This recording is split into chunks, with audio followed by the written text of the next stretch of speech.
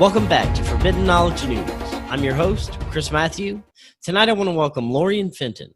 She became actively involved in the San Francisco Bay Area UFO community after almost dying from a mysterious form of pneumonia during the H1N1 scare of summer of 2009. It was that near-death experience which propelled her into doing the work she loves in a community that she has been passionate about her entire life.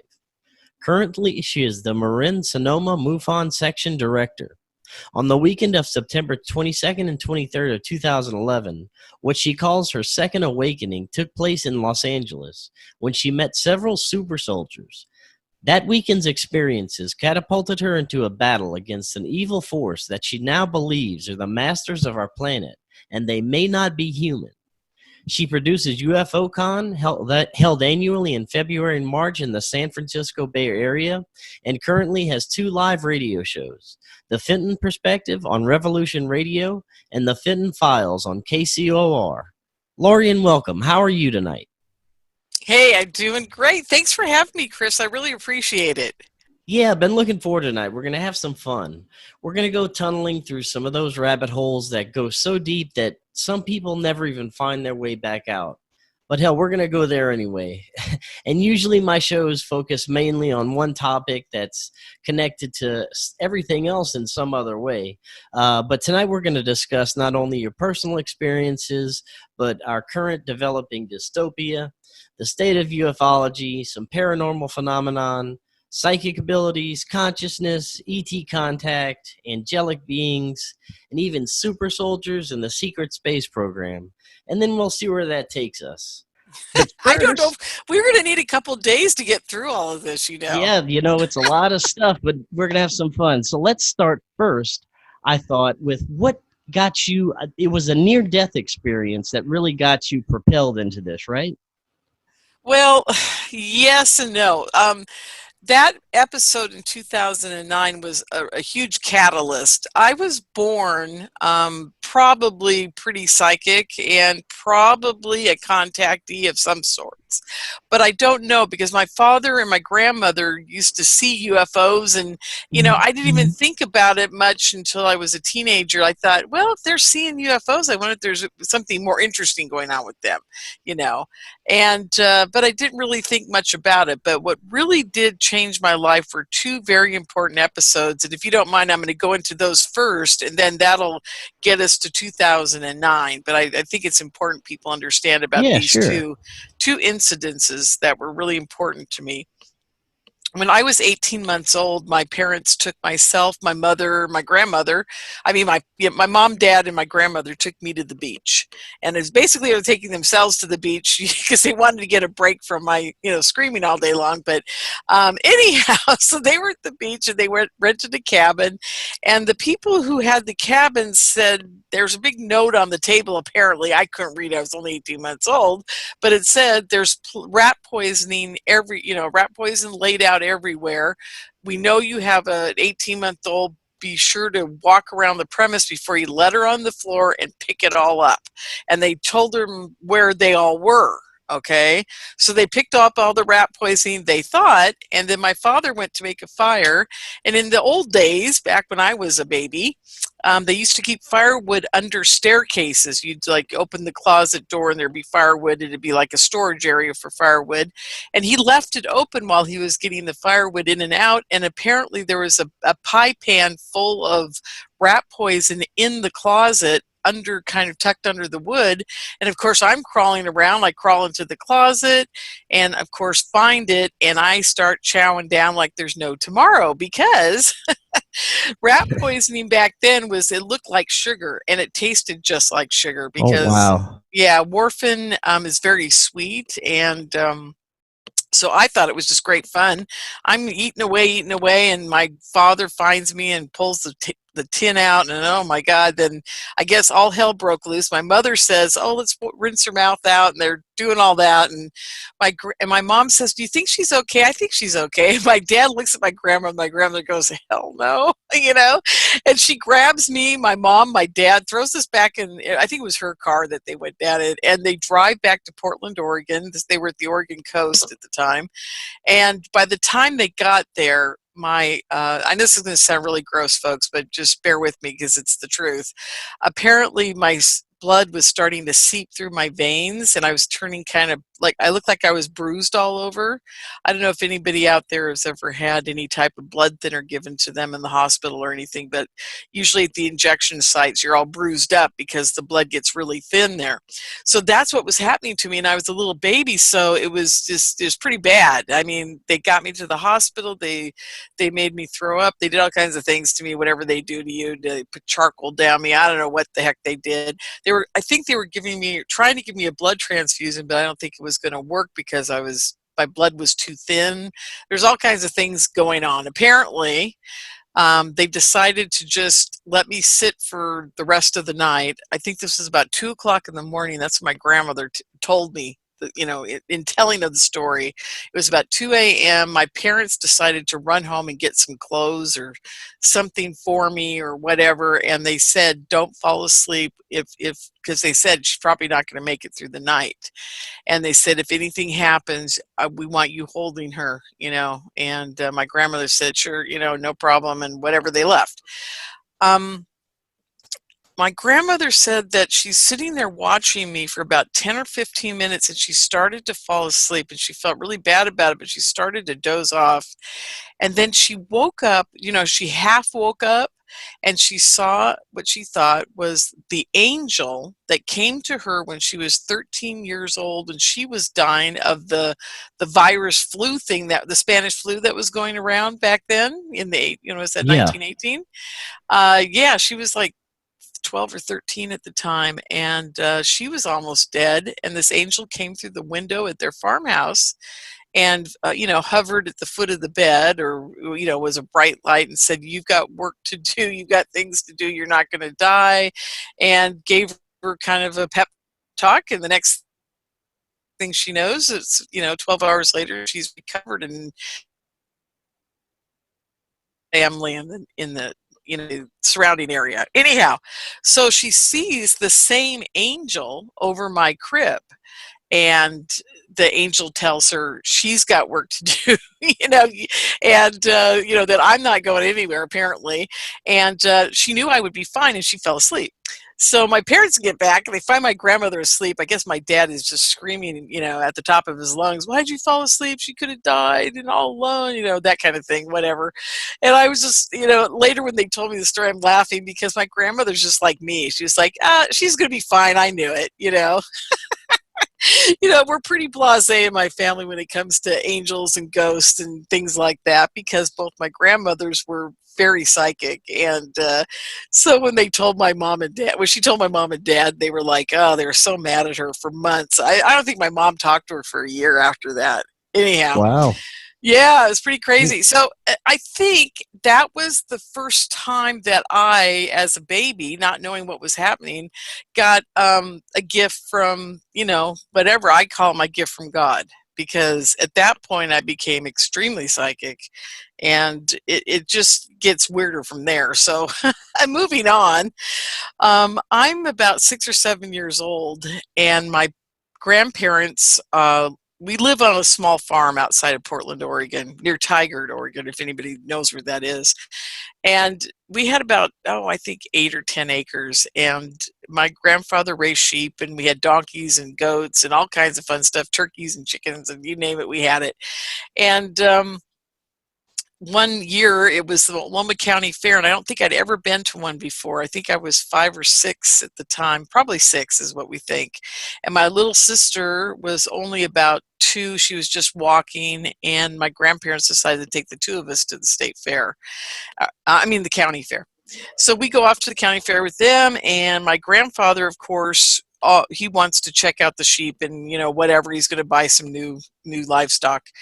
And back then, I got to say, it's probably 1963, and the only thing that there were at state fairs at that time, or county fairs, were 4-H animals, big Ferris wheels, cotton candy, dancing, and a country band. That's it. So it's very different nowadays, folks. There was nothing there but animals, and it was really, really cool, And so we finally got around to the rabbit area, and I fell in love. I saw these rabbits, and I was just like, oh my God, I love, suddenly I'd seen rabbits for the first time like I'd never seen it before.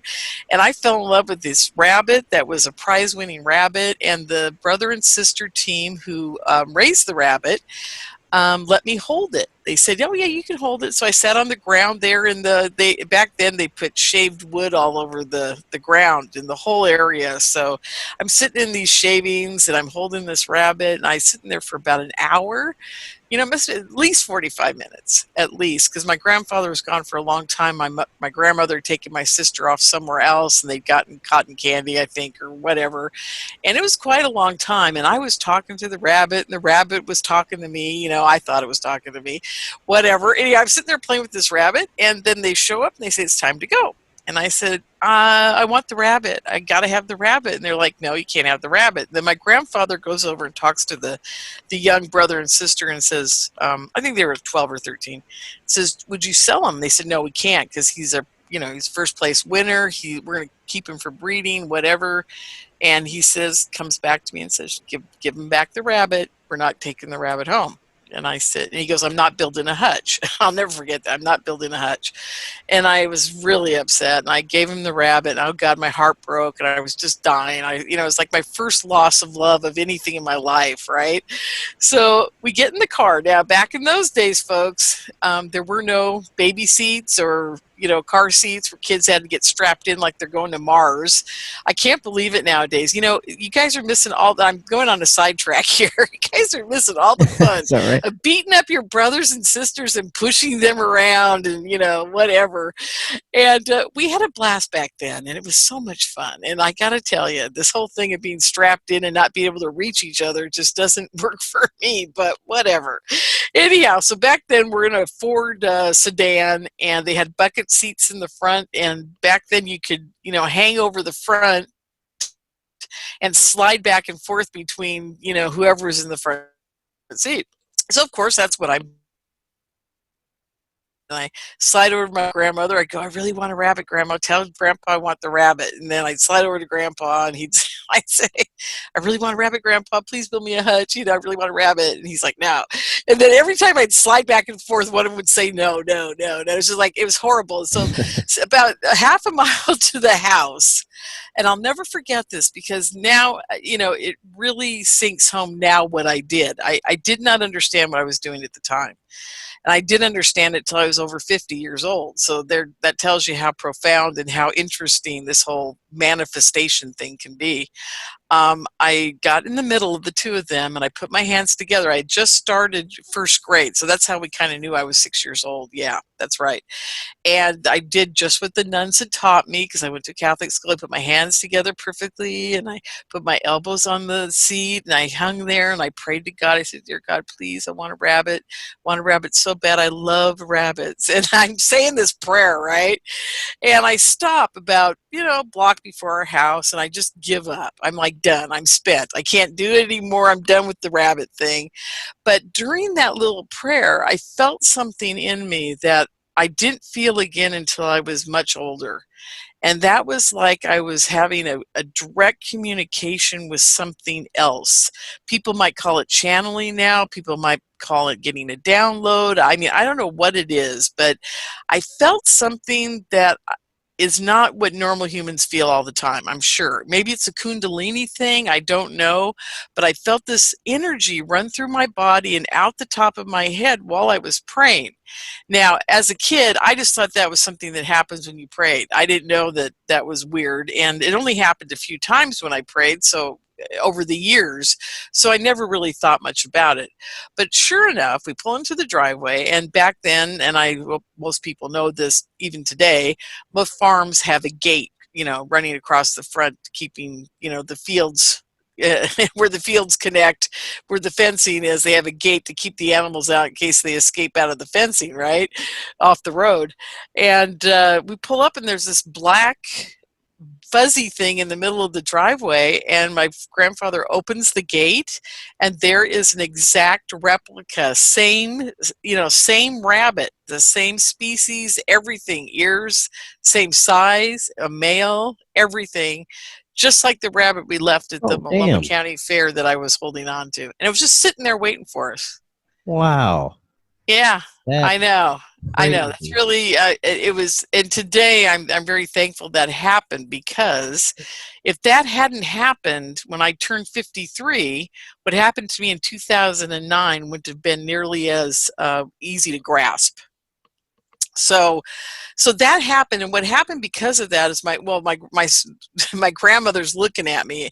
She's giving me this weird look, and I finally realized later she's very psychic.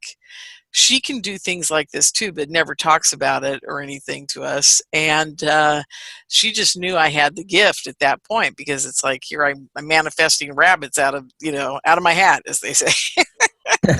so Right.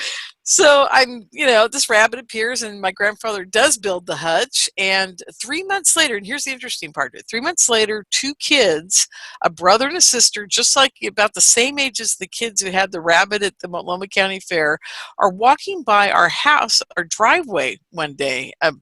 We lived next door to my grandparents, okay? So we had a separate driveway, and it was a little shallower to the road. People could see into what had back there. And these two kids are walking by. I'd never seen them before. And they said, "Oh, we live up the hill.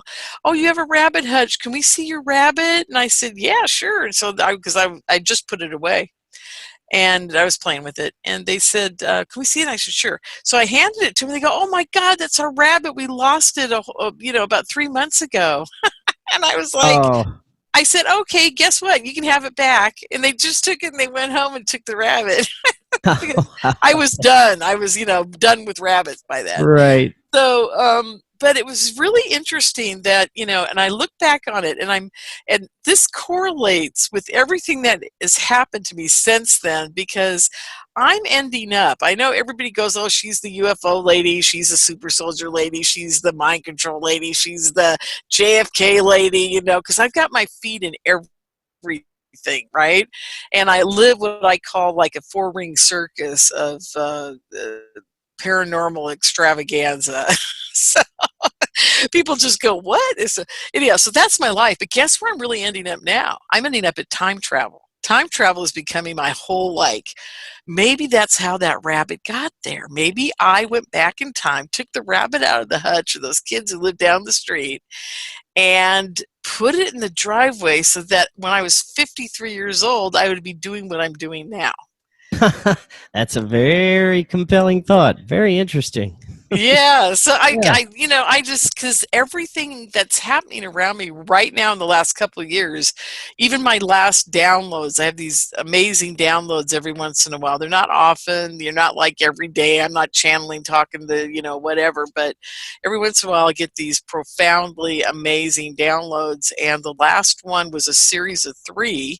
I guess I'll talk about that now because it's kind of separate from everything else. The first one, and it only happens to me when I'm half awake. I can't explain it to people. It's always half awake coming awake. It's never half awake going to sleep, okay? And what happens is my upper body will start tingling or vibrating, and it feels like, the only way I've been able to describe it to people is it feels like little bees buzzing in my bones, and my bones are humming. And it's from the inside out. It's not like it's from the skin deep. The vibration, it's really from my bones outward. I'm still trying to find somebody else. I've only found 2 other people that even know what I'm experiencing in all these years, but I keep asking. So if anybody out there is having that kind of feeling when you're having contact or visions, or when you pray or anything, please let me know. You can get a hold of me through my website, which is lorianfenton.com. It's just my name. And there's a contact me page there, and just hit that button and send it off to me and let me know, because I really love to talk to you about it. I'm still trying to figure out what it is. So anyhow, so I'm starting to awaken one day about, oh man, it's been almost a year and a half, a little longer, maybe almost 2 years now. And I get this vision flying at me like a full-blown movie, and it's of a big spider web, and it's just flying at me, and it stops right in front of my face. And then I realize that all of the little lines in connecting the spider web together, all the little strands, they all have words written on them, and they're tiny and they're three-dimensional, and they say conspiracy, they say JFK, they say time travel, they say God, they say consciousness, they say UFOs, aliens, plagiarians, everything. It's like the whole dictionary of everything paranormal is within the spider web. And then the little strands all start twisting, and then as they twist, the words all turn into symbolism, and then they all kind of spin together really fast, and they make a circle in the middle, red, and it's glowing, and it's beautiful, and I'm getting a feeling of love from it. And it says, I hear this voice in my head say, love is it, or love is something, love is all. I think it was love is all. And then the vision goes away, and I'm thinking, well, that's great, thanks a lot, that did me a lot of good. And that didn't pay the rent. I'm always talking to my whoever's out there that's keeping tabs of me. I'm always talking to them like, well, what do you mean I got to go to work? Why don't you get down here and fix this planet so we don't have to go to work anymore? I'm always I'm always like negotiating with them, like, come on, you can do it. Anyhow, so Right. the next one happens about 2 weeks later, and I'm laying there, and the spider web comes at me again, and all the words twist. And this time, when the red dot in the middle starts spinning around, the whole thing turns into a torrid, and it says that love is the first one is love is all, and the second one said love is the key. Love is the key. And I'm going, okay, great. Well, that didn't do me any good. But now the spider web's progressing into different shapes and different things. And then the final one was about a month later. Same thing happens again. The spider web comes in, and now it's turning into a torrid. And then I see that the torrid changes shape into this like sock, and I see stars in it, and I see it unfolding upon itself. And it's like it's opening to the universe, but it's pulling back in on itself in this weird figure eight kind of into a torrid and then back into the eight, and it's spinning really fast, and it turns bright orange and purple and all these colors, and then it just stops. And then I hear this voice in my head, and it says, time travel is the answer. And I'm like, oh God, that's so crazy. And I wake up, and that one woke me up, because I was like, okay, I got to go figure out what the heck this is doing. And in that moment, I decided I was going to put on my first time travel conference. It was kind of like, well, if they're telling me time travel is the answer, maybe I should do something about this and go find some experts and put together an event. So, because that's kind of how all my events happen, as you'll hear as we go on here. And so I'm sitting in front of the computer, and I thought, well, who's an expert in time travel that I could get to speak at my conference? And I pop up, and sure enough, it's like 9 a.m. where I'm at, and it was 6 a.m. when it was posted. There was a professor at Harvard who came up, just posted that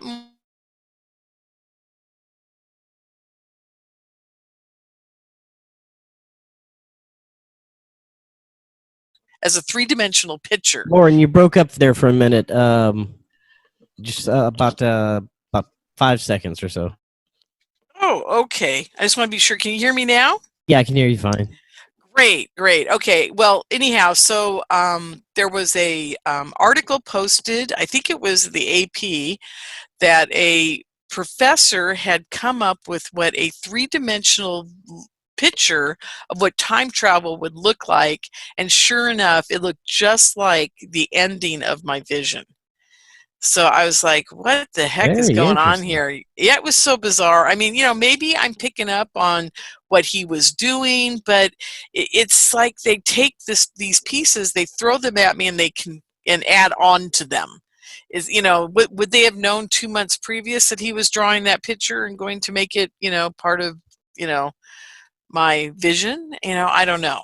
But it was very cool, and I loved it, and I thought, well, if time travel is the answer, I better start pursuing it. So I put on my first time travel conference a couple years ago, and it was fascinating. It was really fascinating. So that's what's leading me up to doing my next one, which is going to be this Saturday. So if you don't mind, I'm going to plug it because Of course. going to be so cool. I'm so excited about it. I've got Preston Dennett. I've got Simeon Hine, who's a scientist around that kind of thing, and Marshall Barnes, who is probably the world's authority right now on time travel. I really believe that. And I've got Tim Schultz, who's written books on time travel. I've got Jerry Wills, who's traveled through a portal in South America, and he's going to talk about how crazy that was and how time bended for him. And I got Preston Dennett, who's going to talk about all the UFO encounters and contacts that have. Have you heard these strange stories where people are like, I was driving the car, and the next thing I know, I'm 2 hours early to an appointment in a town that's 150 miles away. Right. Yeah. Yeah. Yeah. So that's it. He's going to talk about all the people he's interviewed that have had the most bizarre time travel slips happen. And he says he's really thankful I've got him doing this, because he goes, I think I'm going to write a book about this now. I go, great, you should, because we really need to get this out there so people know that these kind of things happen. I think that when they take us, their sense of time is not anything like ours, if they even have one. Right. Yeah, so they screw up a lot. And I love the story. Do you remember the story about the guy who was on the couch drinking an iced tea, and they put him back as he was taking the iced tea out of the refrigerator and coming back to the living room before he got taken? No. And he saw himself being taken? No, I haven't heard that one. Oh my God, that's a wild story. I hope Preston talks about that one on Saturday. It's very cool. Anyhow, so if you want to find out more about Time Travel Con, not to go on and on about it, but timetravelcon.com is the website, and all the speakers are up there. The tickets are $25, and I've decided to keep them $25 all the way till Saturday. If you do end up showing up on the day of the conference, they'll be $30. And so there we go. Anyhow, so it's going to be a great conference, and I'm very excited about it. And we're going to do commercials, and it's going to be great. And I got all kinds of fun people showing up. Yeah, I've got people that awesome. just want to show up to say hi, so it'll be really cool. Yeah, so very there cool. You go. So that's kind of the beginnings of my whole life. I mean, it gets much more crazy after that. Trust me. I mean, I've got stories that people go, Lorien, God, your book, you've got to get your book out. I've got stories where I blew dope smoke on a troll doll and saw a car accident happening. I knew we were all going to die, so I wouldn't let anybody do anything until we all put seatbelts on. And then let's see what else. I saw, I've had a voice in my head tell me to slow down and pull over in my car several times, and both times everybody died around me. I mean, it just goes on and on. My boyfriend killed himself when I was about, was it 20? Yeah, 20 or 21. And I was talking to him after he died. I didn't know he was dead. He was in that, just like the movie Sixth Sense. Right, it was crazy. Right. Yeah. So anyhow, yeah. I mean, that's just a slice of my existence. I mean, all the other stuff. It seems some people are it's more connected to this. It's easier for them to see through to the other side of the spectrum and connect to this. I think everyone has the ability, but some people it just comes a lot easier. And the more I look into the psychic phenomenon and how it's connected to, say, ET contact and even the paranormal, it's all connected together. Absolutely. When did you kind of start making the connections to say extraterrestrial contact or interdimensional contact with some of your psychic experiences? I was 16 when that happened. I was 13 when I kind of thought that there might be something, but I was 16 when it happened for me. I was in a bookstore and I grabbed communion off the shelf, and I took a look at it and I went, oh my God, I think I've seen this before. And then I was like, but I haven't. Have I seen that? And I kept talking myself out of it, And then I realized years later, a couple years later, I was going, that was the day I knew in my heart that it's all connected. And there's a funny saying in the UFO community amongst all the contactees and the abductees and anybody who doesn't want to be taken, is that which came first, the psychic or the UFO? Because we think that once you've had UFO contact with an alien being, or contact with a UFO where your consciousness is being probed by the aliens in the ship, there's many ways to make contact, right? So we're just of the ilk nowadays that if you've been probed by them, if you've been on a ship with them, if you've been on a out-of-body experience with them, if you've had a near-death experience, you're right up there at the top of the list for being psychic. Everybody who's had a near-death experience comes out of it with just amazing abilities. And I truly believe that's what happened to me when I was 18 months old. I probably was dying or died, and this angel brought me back to life, is my theory. And I've had a couple of close calls since then, and it just keeps enhancing the psychic ability. So I'm pretty sure that's what's going on with that. But I'll tell you this, if the aliens pick you up, there's a new theory I have, and I'm writing that in my book. The one I'm actually working on right now and trying to get finished is called Angels Are Aliens Too. And it's about the fact that once you've been touched by an angel or touched by an alien or contacted by an alien, you are not a human with a lowercase h anymore. And I explain what an uppercase H human is in the book. And basically my theory on this is that they have changed some type of frequency, protein structure, the way your neurons fire in your brain, or they change the chemical structure of how your endocrine system works with your pituitary gland and your pineal gland. There's something they do to you in their time space that makes you a little different when you get back to ours. You're not put back, I tell everybody, here's the funny part. I always say, well, look at it like this. When I'm giving a presentation, I show a picture of the Star Trek, the transporter, and they turn into little star seeds, and then they disappear, and then they get put back together. Well, just think of yourself, you take off, you're being pulled up into a ship. Maybe you're going physically, maybe your molecules are going, who knows how it's happening. But once they put you back together here, or put your physical body back in this time space, you've been enhanced. Maybe there's a few extra, those little sparkly things, floating around in your DNA. Once that's happened, you're never the same, and you can't go back. There's no going back. You talk to anybody that's been a contactee, an abductee, talk to any of them, and they will all tell you the same thing. They all say, I can't go back. I can't be stupid anymore. I'm aware of everything around me now. I can read people's minds. It's like, and if you grow up doing it, you don't really realize that other people can't do it. That's the one good thing I got to thank God for every day, is that I grew up with this ability, so it didn't get, pounced on me at 16 or 25 or 30 or 40. And I didn't wake up one day going, oh my God, what's going on? The world isn't what I thought it was. And you ask every contactee, you can right down to, the last one I interviewed, they say the same thing. They say, I am not the same person I was before they took me.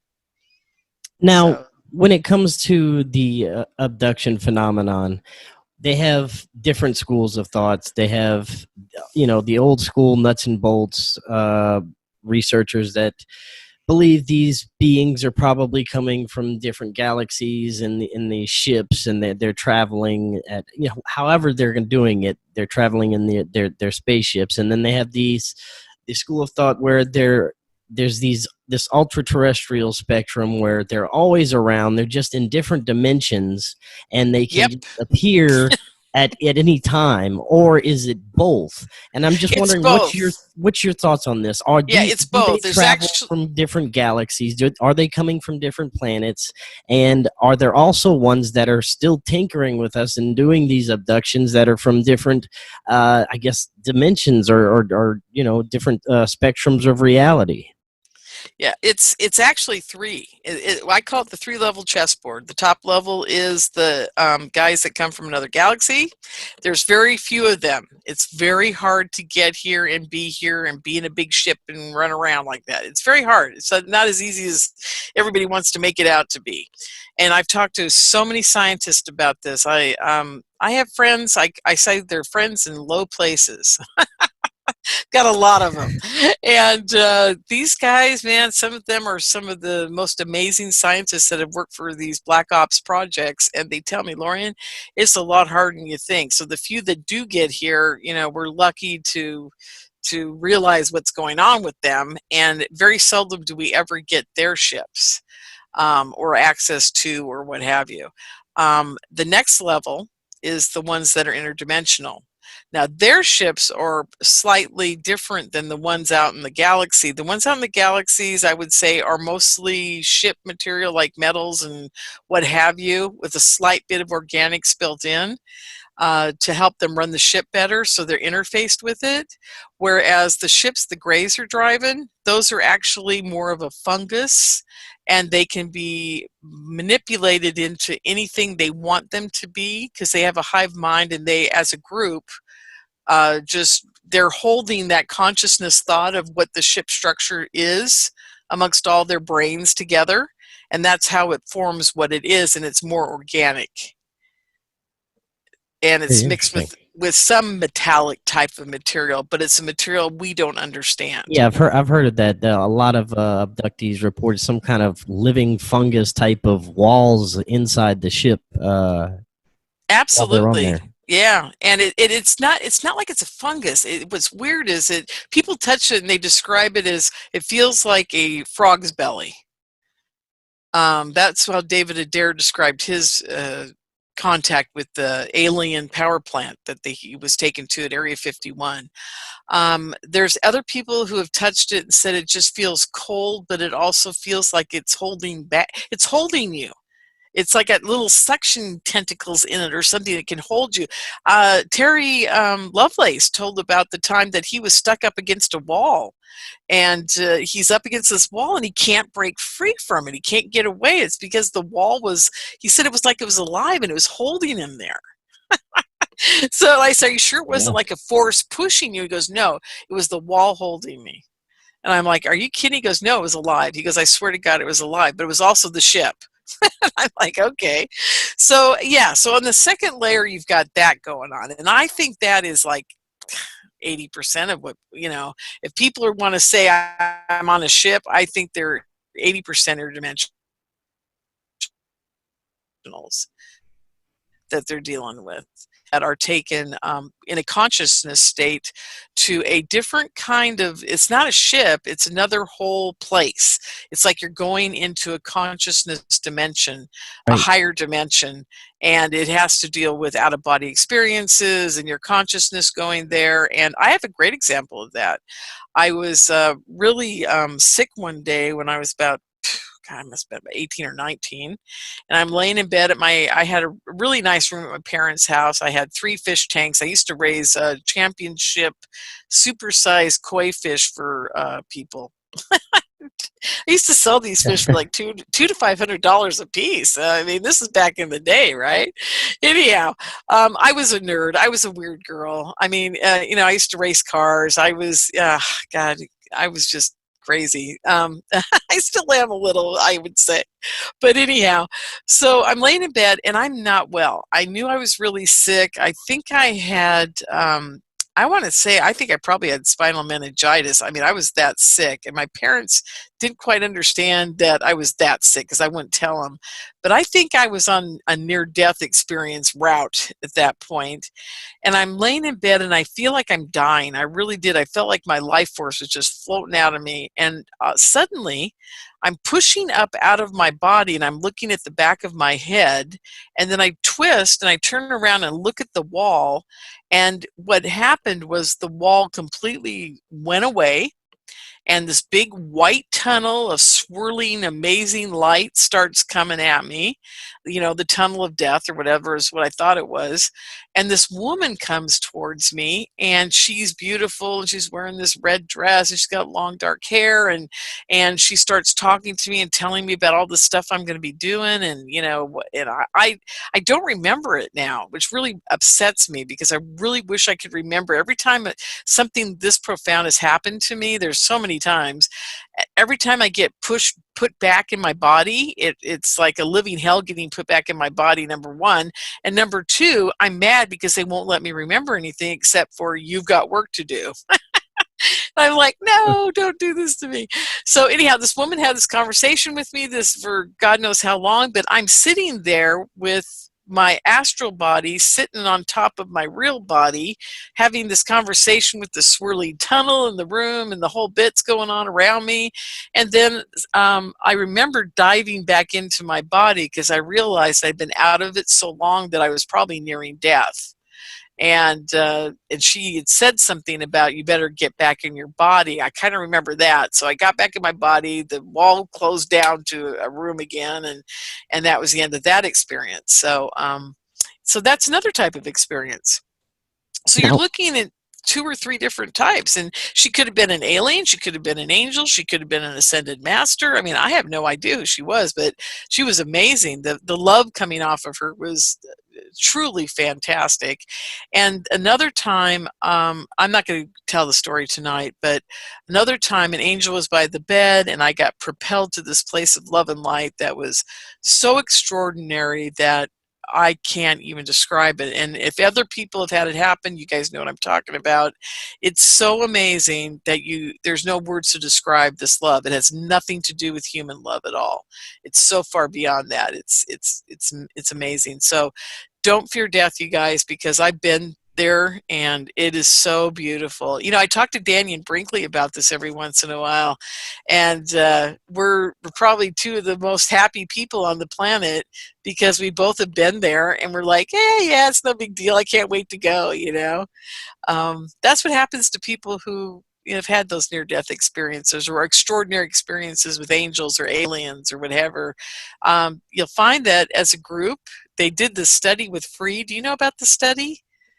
I've heard of it. I'm familiar. Yes. Yeah. Well, in that study, they asked people, all these contactees and everything, are you afraid to die? And 99% of them said, no, I'm ready to go.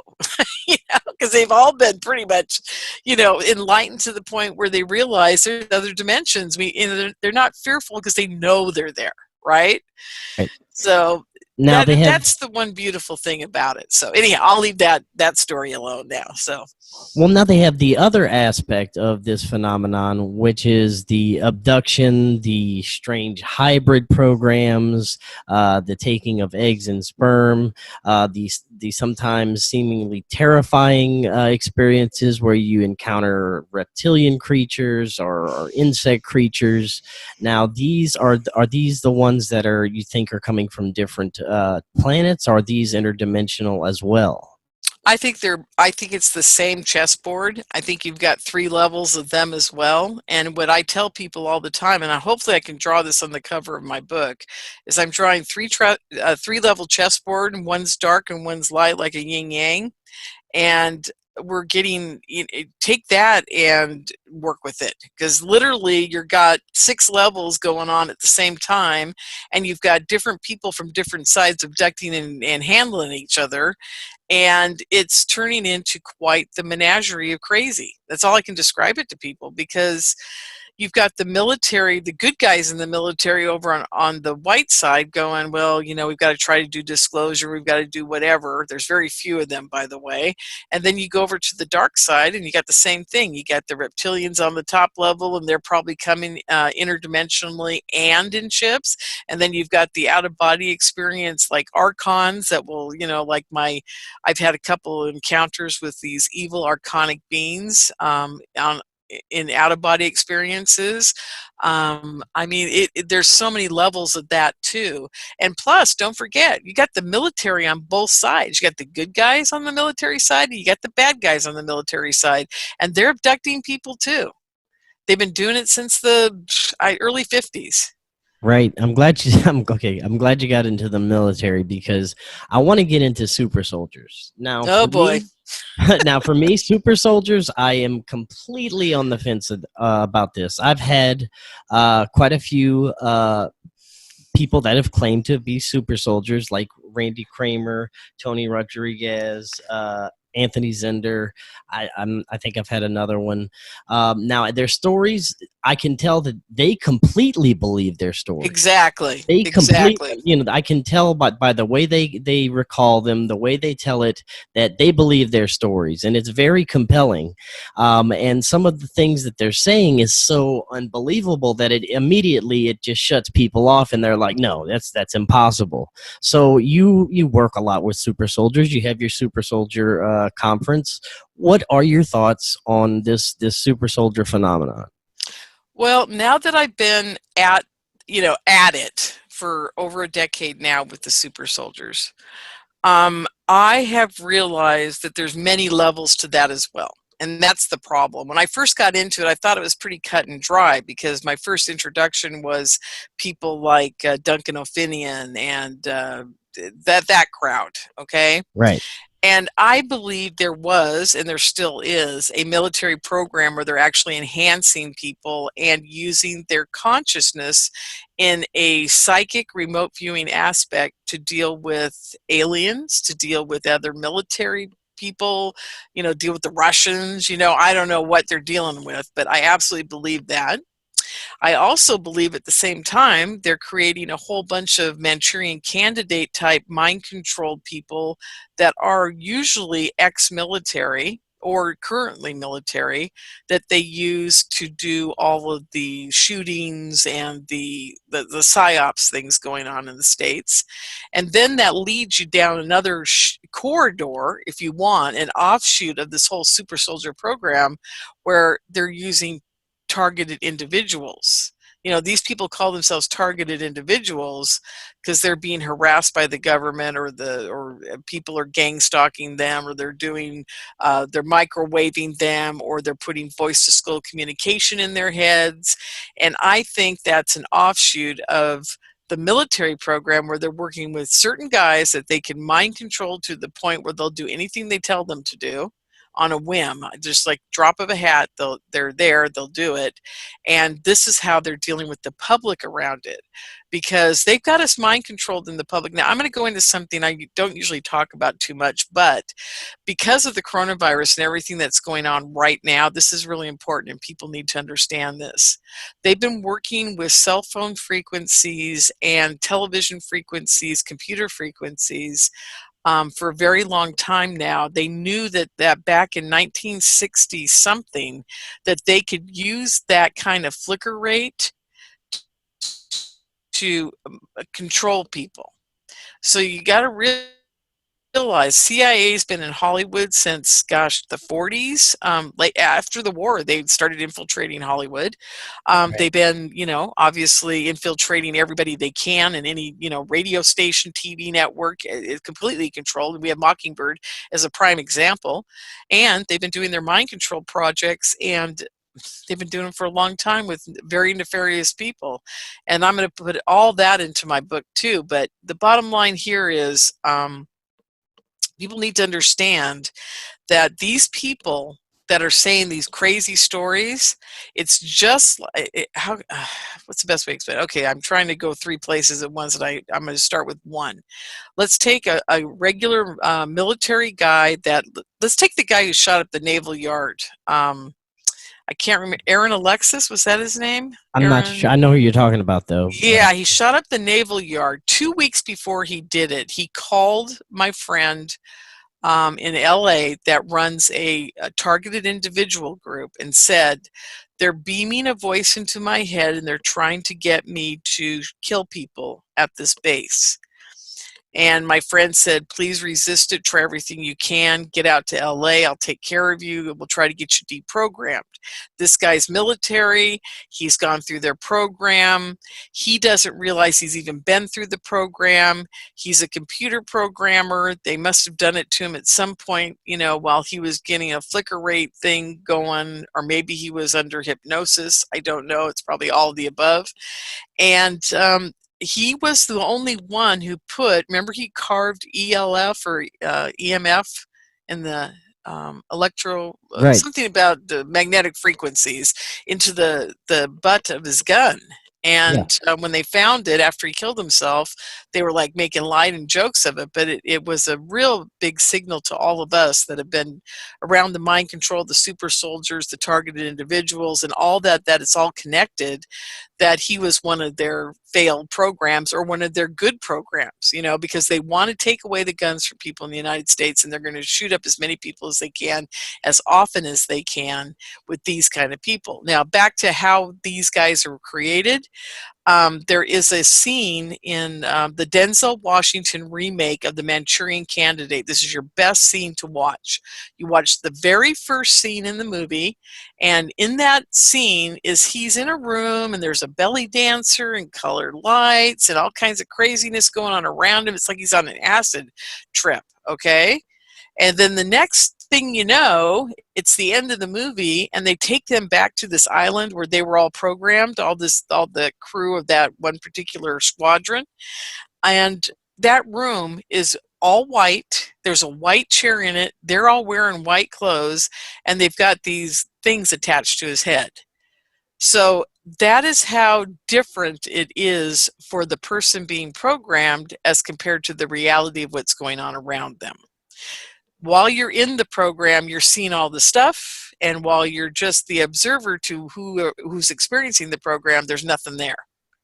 So what they do, this is really important to remember, they'll take 75% of your thought process and your memories, and you'll see belly dancers and colored lights, and you'll tell the story, and people will think you're nuts, because the other 25% is all true.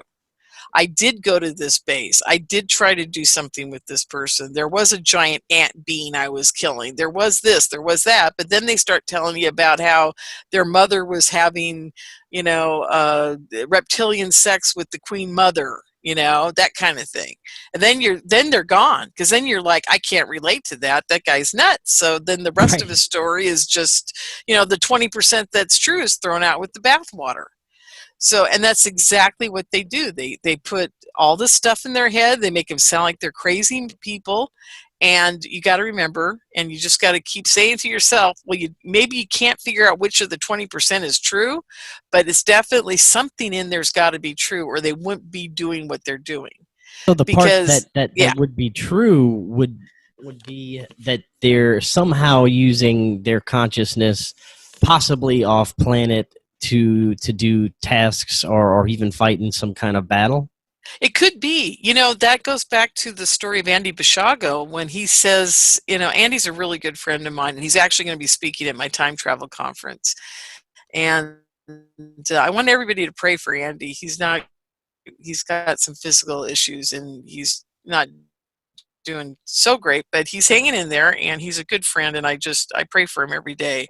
But the deal with Andy is, Andy and I have known each other a long time, and I sat him down one day after I heard his whole story for the first time, and I said, Andy, look, I love you, man, but here's the deal. you tell this story about going to Mars with your buddy and this other guy or whatever, and even Barack Obama, whatever, and maybe he's there with them, I don't know. To this day, I haven't made a judgment about that, because Barack Obama is so bizarre, he could have gone to Mars with Andy, I don't know. But he tells the story about how they get up on the planet and the planet's surface, and this monster comes running at them with a kid, and is trying to kill the kid, or the kid's out in the middle of this field or rocks or whatever, and this monster comes along and tries to kill the kid. The first time they try to save him, the monster wins and eats the kid. So he says 2 weeks later, same thing, they get on Mars, the kid is there again, and the monster, they almost save it, but the monster still eats the kid, right? And then the third time they get up there, and the kid's there again, they win, the monster gets killed, and yay, they're all excited, right? I said, Andy, doesn't that seem odd to you that you'd have to, reboot 3 times to save the same kid? I said, it's got to be a simulation. It's got to be something they're doing to you. Yeah, yeah. So, and I said, it's a form of mind control, Andy. It's got to be that. And ever since that day, he has said he is not sure how the Mars thing works. And it could be very real that they're going to Mars, but maybe when they get there, the technology is so different than ours here that they're putting them in. And here's another thing I learned, and people can believe me or not, I don't care, but I believe it now. When I first heard it Long time ago, I didn't believe it. A friend of mine told me about what the aliens are actually doing. And very few people talk about this. You know, you talk about that structure that's outside of our planet that the aliens are living in and that it could be another dimension or whatever. Well, that was actually built by the reptilians and the Greys as a place where they can interact with us. Because like I said before, when we come back from being with them, we're not quite the same because we had to go into their space. And so what they have built is what this person told me what the aliens call the slots. That's SLOTS. And it's basically a vertical or sideways conjunct dimension of the one that surrounds our planet that they actually live in. Okay, it's kind of like a sandwich in between the two. Like Earth is one side of the sandwich and their dimension's the other, and this is the lettuce and the tomato and the bacon in between. And it's like a holodeck on a Starship Enterprise. And basically they go in there and they can make you think you're on a ship. They can make you think you're not on the ship. They can make you think you're in water. They can, they can do anything they want to you in there, and they can make you think you're in another time. This has to do with time too. And they can actually take you back in time in the slots. And that's where I think what happens is why they screw up putting people back into their living room 20 minutes before they took them, is because they're taking you to a place that doesn't have time. And it just has another dimension of you being in it and them being in it and them doing what they will. Time doesn't exist. These military abductions can also be confused for actual, extraterrestrial abductions. Oh, absolutely. But then remember this. You've got the whole guys over there that are doing the military abductions that have never seen an alien and they don't interface with them. They make you think you're seeing an alien because they can project that kind of thought process into your head. There are people in the military that I hardly ever talk about, but I'm going to talk about it today on the show, that are called remote influencers. And they can do a lot of things to people's brains. They can make you think you're seeing Jesus in front of you. Seriously, that's how good they are. And I think that a lot of them have been tuned up by the aliens because we have had an ongoing relationship with them for many, many years. And I think that the aliens have given them some type of, whether it's a pill they take or a headband they put on or whatever, and they jack up their psychic abilities to the point where they can almost do what the aliens do.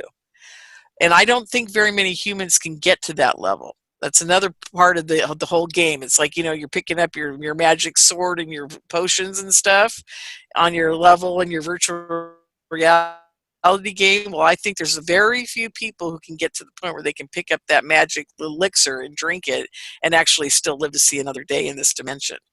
But I think we have a few of them, and I've heard rumor about some people, and I think the first person that turned me on to the first one that I heard about, and he was definitely a super soldier, was a guy named Ghostwalker.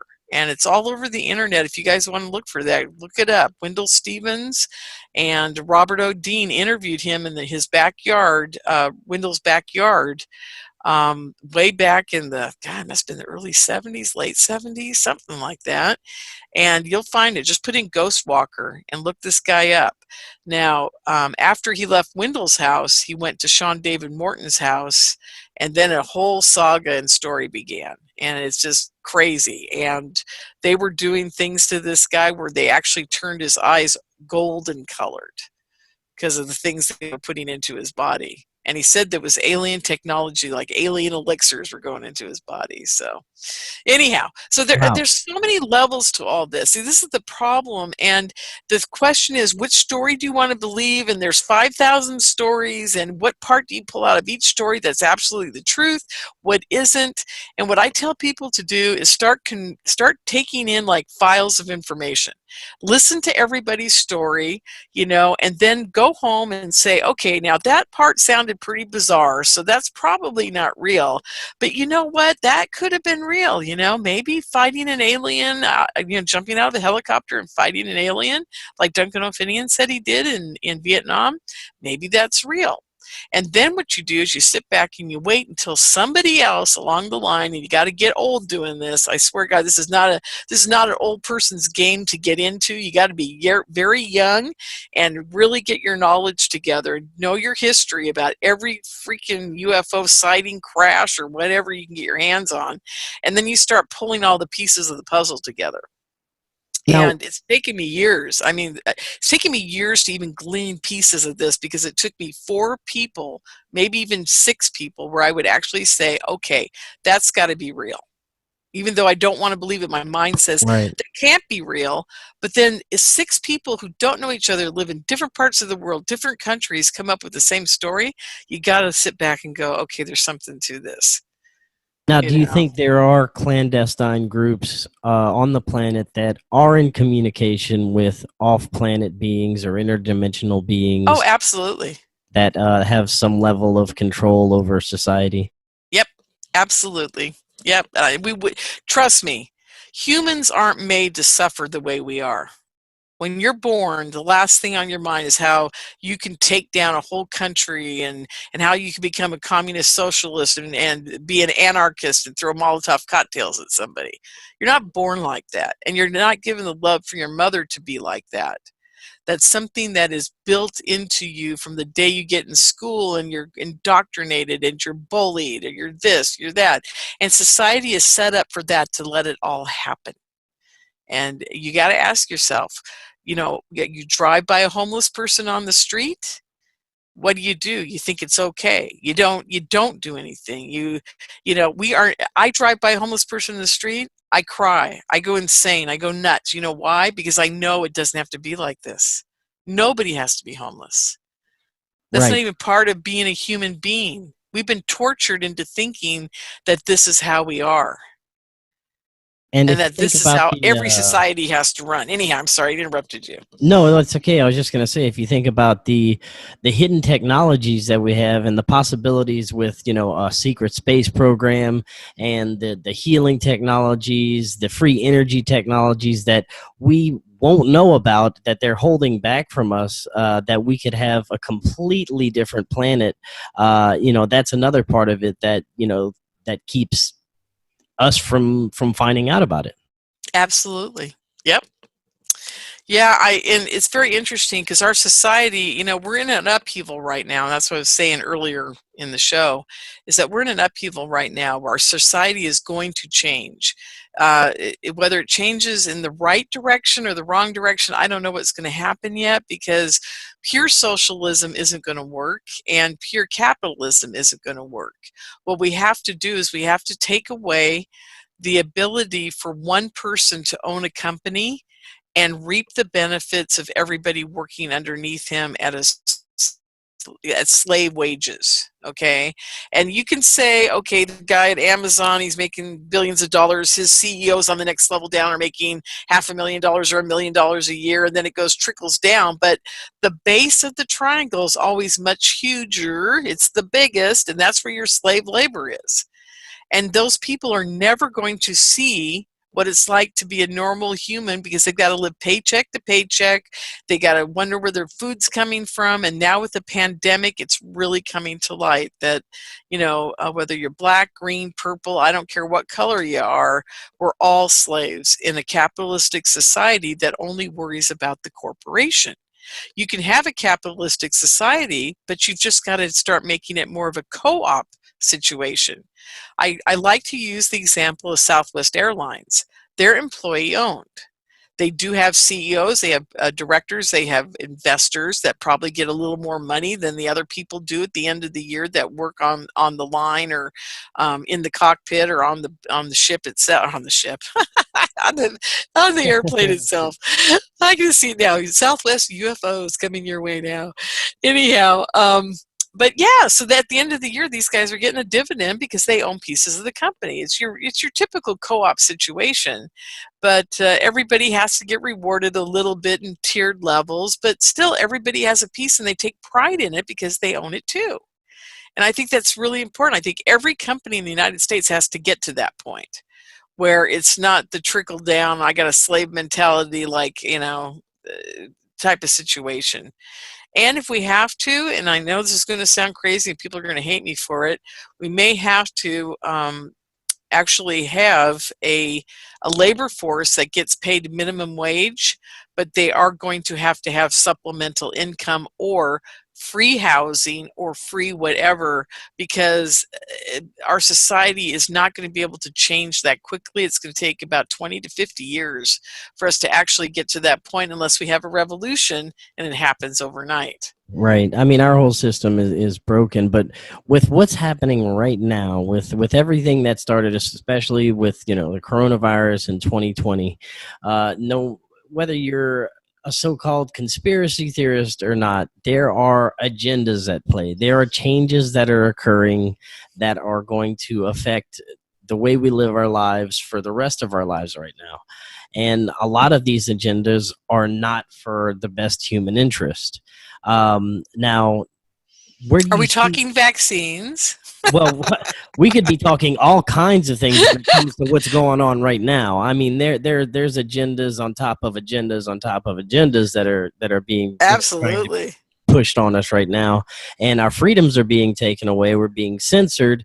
We're having less and less of a voice to try and just speak out about some of these things and open people's eyes and say, hey, this isn't right, this isn't right. And it seems like all our options are being taken away to talk about these things.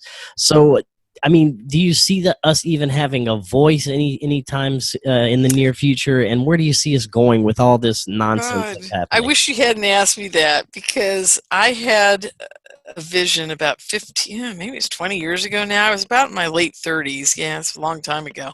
And I saw a revolution in this country, and I thought it was going to be, I thought the dates they told me were going to be 2022 to 2025, that it was going to be the biggest change. Maybe the revolution was coming in 2021 and I just didn't put it together, but 2022 to 2025 were going to be extreme changes in the United States. Extreme, like to the point of like crazy extreme.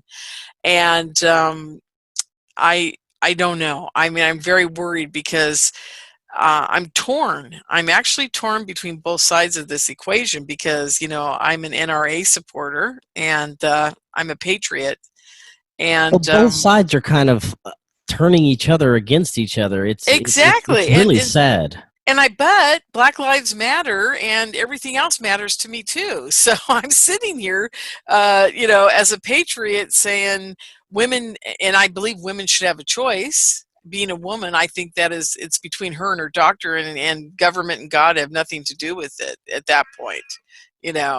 She's got to deal with God on her own level. Okay, so I'm still a God-fearing person, but I believe in women's choice. So where does that put me? I'm kind of like all over the map, Right. I mean, it's another agenda on top of the agenda to keep us divided and not looking at the real problems and enemies. Absolutely. Is if you're anybody like a moderate in the middle, kind of like where I probably sit, I'm conservative moderate, there's nothing for me. There's either I'm a gun-toting, anarchist, or I'm going to be Right. a Molotov throwing cocktail anarchist, I mean, there's one side or the other, and it's getting scary, I mean, I don't want to wear a mask. How are you doing on the mask thing? Well, unfortunately, if I want to go shopping where in my area, I have to. But yeah, I would burn them all if I could.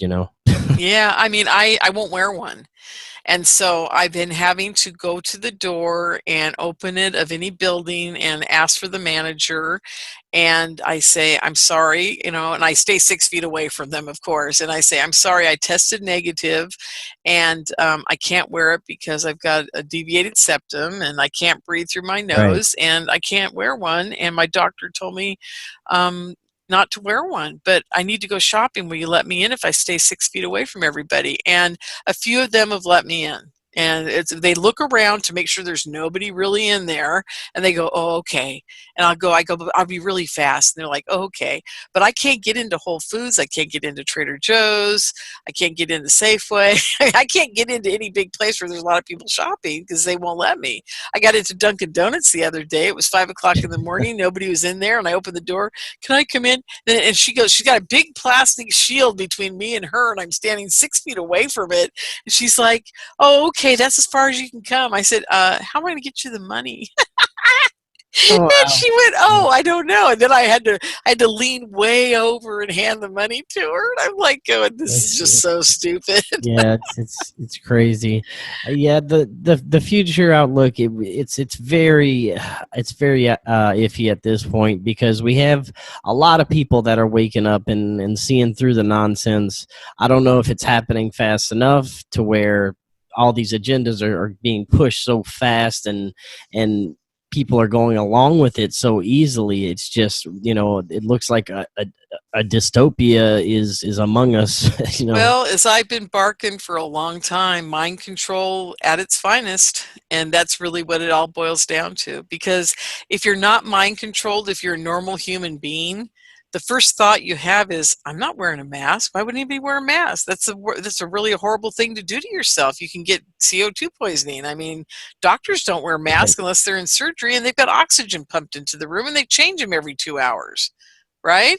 I mean, It's like, and if they touch it or they sneeze on it or they do anything, it's gone instantly. I mean, that's the only way you're going to have a mask work, is if you're completely covered, your hands are covered, your eyes are covered, everything's covered, your hair's covered. I mean, you're just completely like, I hate to say it, a big old condom wrapper around you, and you've got this mask on, and you don't do anything, and if you do, you get rid of it. And people are walking around with a mask that's been laying on their desktop for, a month, and they're just like, oh, I guess I should wash it once in a while, right? Or spray disinfectant on it, or whatever. It's not going to make a bit of difference. It's not going to make any difference. I think just the only thing we can do right now is just keep, as long as we have our voices, just keep trying to open people's eyes to this, and start on your local levels, and start with yourself, and setting examples, and trying to make those changes in your community to let people know what Oh, absolutely. Basically BS. Yep. Absolutely. I've been thinking about running for an office here in town. I never have thought about doing that in my entire life. I just thought, well, I'm too crazy. They'll find out I'm into the UFO thing, and I'll just, I won't win at all. But at least I'll try, because it'll be 6 months of me campaigning about, are you a sheep? Do you realize they mind control you? I'll do it on a very subtle level, because you can't go out there and just say, everybody's mind controlled, and run around with a pan and scream it, But I'm definitely going to be able to get some shots in. So I'm thinking about doing that next year. I might run for like city council or something. Yeah, just so I can open up a few eyes here and there, Yeah, more people have to, have their voices heard out there. Well, tonight I want to close on something that's it's exciting in a way, and it's kind of strange in a way, and I don't trust it in a way, but it's been happening for the past few years. This slow drip disclosure coming from the mainstream media about UFOs, the Pentagon information, the so-called exotic off-planet materials that they'll be talking about. I'd love to get your thoughts on, where do you think all this is going? Because me personally, I don't trust anything coming from our government or media that is going to be telling us about UFOs. But the question is, why? Why now? And why are they doing this little slow drip disclosure type thing? Well, okay. That's a lot, because there's so many things, so many moving parts to it right now. I'm going to start with To the Stars Academy, and let's start there. Back in 2015 was the first day that we saw at a conference. Tom DeLonge made a video 5 minutes long or 3 minutes long, something. You wait till you see what we've got coming for you, blah, blah, blah. This was 2015.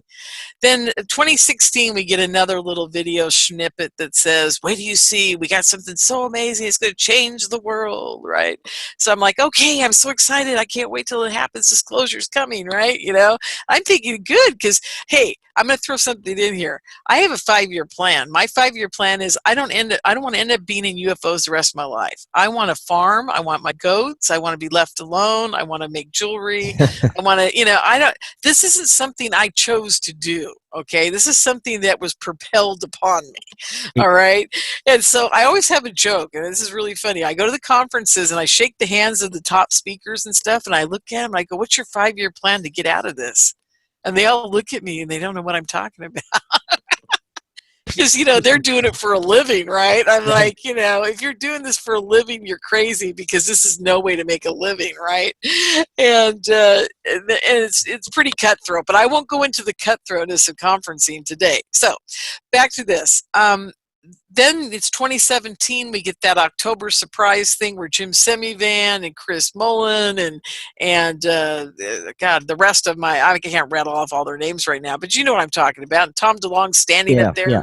We're launching To the Stars Academy, and I'm going to tell you about. And then the first thing they say is, Jim Semivan's ex-CIA, Chris Mullen ex-CIA, and all this stuff. And I start laughing hysterically, because here's the kicker, folks. If you do your homework, like I have for 15 years, 20 years on this, my good friend Melinda Leslie has been at it for 28 years trying to track these guys down. And her friend, another guy that she's working with, he's been at it for 35 years. They have been tracking, and I have been tracking these guys who are called, and Grant Cameron's been tracking them too. He's wrote a book about them. Grant's book is it's pretty good. It's not quite, it's not quite right down to the nugget of everything, but between him and Melinda, I think they finally figured out all the pieces and all the players. But anyhow, long story short, this Avery or Majestic 12 or whatever you want to call it, there's a long history of craziness around all this, and those guys have been manipulating our version of disclosure since I think it was 82 when they met at a Denny's restaurant. And it's ever since that day, they are the guys that decide what happens out here. CIA equals propaganda. Exactly. And these guys sitting on that stage telling you they're all retired, if you believe that, I got several bridges I can sell you. Because these guys, there is no retirement from knowing what you know. And the day the American people wake up to that, it's another whole story, because, once you've got a clearance at that level, you're never out. And there's a story I could tell about a guy at Area 51 pre-Bob Lazar that would blow your mind, but I don't have time today. But anyhow, I'm just saying, these guys getting up on that stage like, oh, this is a brand new thing, and we're going to do this, and we're going to do that. Those are the same guys who've been involved in this whole story since 1982. Yeah, the players shuffle around a bit, and they change a bit or whatever, and now they've got Lou Elizondo as the front man, because the other guys are getting old. They're all in their 80s now. They had to pick newer, younger guys to get in there and start being the head honchos of what we will disclose. And let me tell you, folks, don't believe a word these guys say, because what they're trying to do is they're trying to keep the government informed about unidentified flying objects through their TV shows, their whatever else they do. I don't know what else they do. All I've seen is a TV show. I think they sell merchandise. I think that's about it. And they go to Congress the evil aliens. I mean, that's basically what they're doing. And they got the money. They got the funding they needed. And now what they're going to do is they're going to get on TV and spout all this propaganda about how we need to be fearful of whatever's going on out there. But the nice part about it is, and the one good thing they're doing, is they're actually showing, like this last episode, I don't know if you saw it, where they showed all the airplane pilots that had seen all these strange UFOs and things in the sky. At least they're doing that. At least they're giving us that, because that's the truth. And they can't take that away.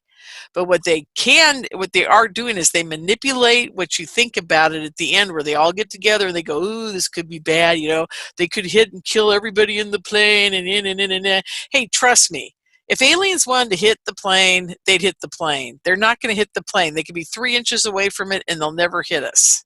Yeah, Because they're not going to. It's that simple. They never have. They never will, unless it's on purpose. Okay? Right, definitely. So, and this whole thing, they're not even going near who's driving the alien crafts. That'll be 20 years. And so what they're doing, and just to answer your question in a nutshell, instead of going off on all the tangents that go with it, what they're doing is a very slow drip. And I told Ruben this, my MUFON state director, because I'm a MUFON section director.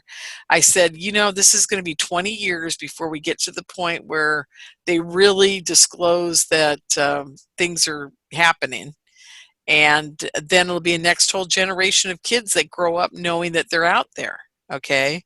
It's just like Childhood's End. In that movie, the aliens park in front of, on top of every big city in the world, and they wait 100 years before they even come out of it. Yeah. Because, that's 2 or 3 generations have died off knowing that they're just up there and they're not doing anything. So no one's afraid anymore. So, that's what they're doing. They're doing the slow drip. Now, I could be wrong, and I'll tell you why I think I might be a little bit wrong on this, is because on the last episode, they started talking about UFOs instead of UAPs. So they're starting to say that. They're starting to say UFO again, and I'm thinking, I wonder why they're doing that. Maybe they're getting ready faster than I thought to start talking about the aliens and the UFOs. So there's a little bit of a change there. I thought that was interesting. And there's a movie coming out that they're very much aware of and part of, and it's called Phenomenon by James Fox. Yes, I've heard of this one coming out. It's going to be out in September, so we don't have much more time to wait. And there's one scene in that movie that talks about the alien spacecraft pieces, and I can't tell you guys much about it because I've seen the movie and I know what's going on with it. But once that's out, I think that's going to help them be able to move faster in their disclosure if they want to. Okay? So we'll see. I don't know. My guess is it's a slow drip. It'll be 20 years before they even get anywhere, really. But I may be wrong. They may be on a 5-year track, and I may be just seeing it wrong. Well, we live in fascinating times, Lori, yeah, but remember this, they control the narrative. If you're in ufology, if you're speaking at a conference, if you're doing whatever you're doing, if you've got a radio show or whatever, just forget the fact that normal people out there are paying any attention to you. They're paying attention to these guys and these guys only, because they think we're all kind of the kooks. They still don't bring us into their shows. Yeah, notice that too. I do see that the people that are awakening are starting to listen to the kooks a little more, which is promising. It is very promising. Thank God. Well, Lorien, thank you so much. That was such awesome information, and we barely scratched the surface on anything, so we're gonna have to do a part 2 soon. Oh, that would be wonderful. I'd love that. Maybe I'll go into some of my stories and all the stuff that's happened to me over the years. Oh, definitely. Because we were just kind of general tonight. But, yeah, I've got tons of stuff. I haven't even told you about what happened at the Super Soldier conferences. Oh, yeah, my God. That alone's a whole show. Awesome. Well, look forward to it. Well, Lorien, thank you so much. And everyone, until next time, have an excellent evening.